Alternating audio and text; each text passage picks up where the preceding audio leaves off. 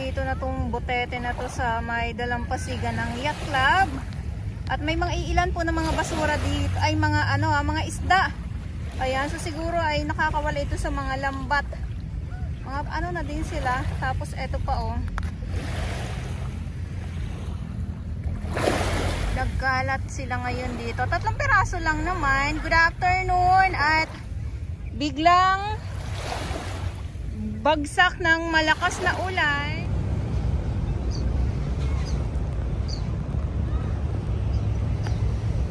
Ayun na nga, ayan na sila tulad ng nasabi ko kanina. Magsisimula na magsisipaglabasan na naman itong mga ibon na to. At andyan na nga sila oh. Nagkagulo na naman. O diba? Nagkagulo na naman sila. At yung aso parang bigla siyang natauhan. Ayan oh. Bigla siya. Ang sarap ng higa niya kanina dyan. Sana all masarap ang higa.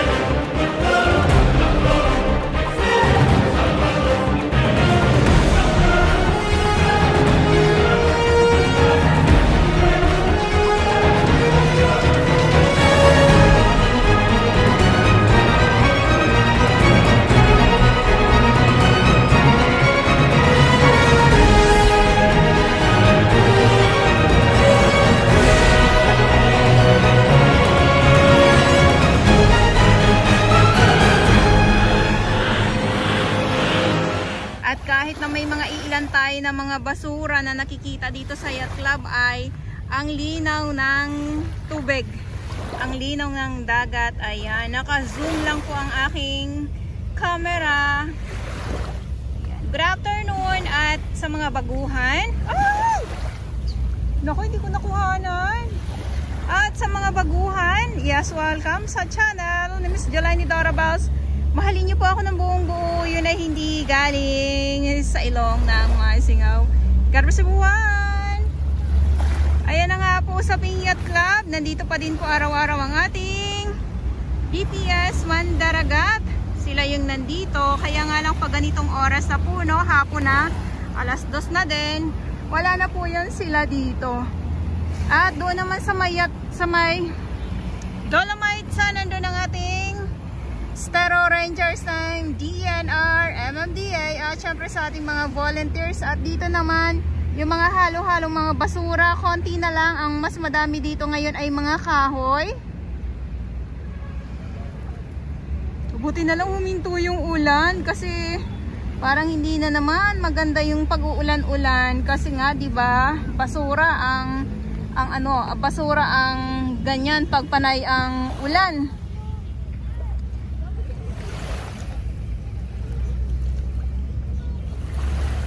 Magpipiesta naman ang mga ibon dito pag sa mga ilang araw. Kasi ito, ang daming mga isda ngayon dito.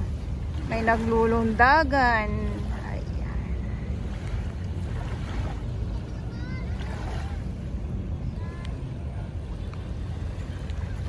Ayun lang oh.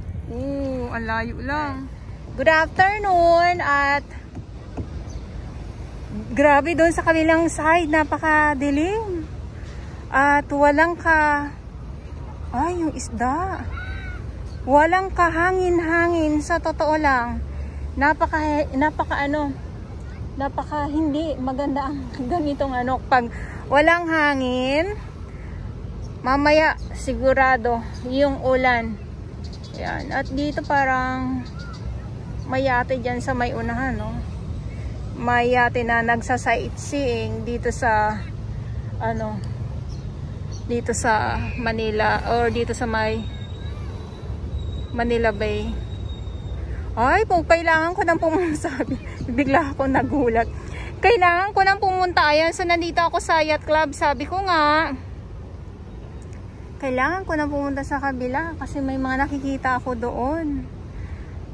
May mga ibon na nagpiesta na naman talaga doon sa kabilang side. Ayan, so ito yung update natin dito sa Yacht Club. At ulitin ko lang po, ngayon ay October 17, 2023. At syempre yung ating mga security guard andito pa din sa Yacht Club, sa Remedios, sa Dolomite Sun, at syempre yung ating mga kapulisan. Ayan. No, pero parang may ganap yata dito ang ating Philippine Navy dyan sa may unahan, ha. Yeah, so tulad nga ng nabanggit ko, hapon na, kaya ay etong ating mga basura na paiilan dito sa dagat ay nandyan ngayon. So ito naman yung mga naipon ng ating DPS Mandaragat. So karamihan ngayon ay mga na lang, mga kahoy, at yung dito wala na, konti na lang. Ay, konting kembot na lang talaga. Mawawala na ng lubusan ng mga halong mga basura. Ayan, kaya sabi ko, hindi palagi may basura dito, may hangganan ang lahat. Ayan. Sa mga nagtatanong, saan po ba yung Manila Bay? Ayan, so dito lang po tayo sa May Quirino. Sa mga nagtatanong, ayan, tapos dyan sa may unahan ay ang Hospital ng Maynila.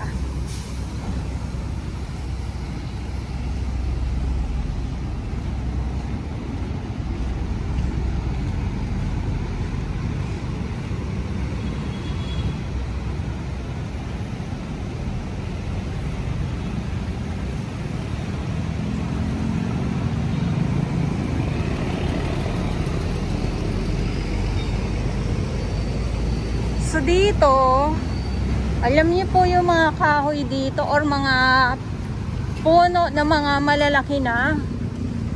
Yung iba dito talagang senior na kumbaga. Yung doon pala sa kabila, balete pala yun. Ay, may balete pala, parang napaisip ako doon. So ito naman yung bagong banyo.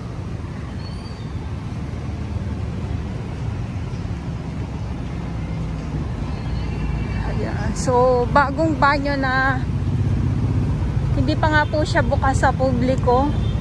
Ayan, so hindi lang natin talaga alam kung kailan mabubuksan yan sa mga nagtatanong.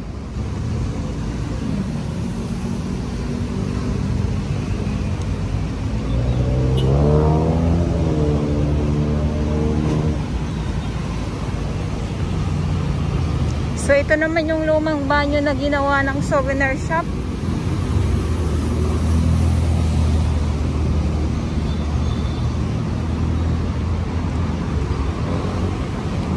Ayan, so itong update natin. Maraming salamat at maglalakad po ako papunta sa Dolomite Sun.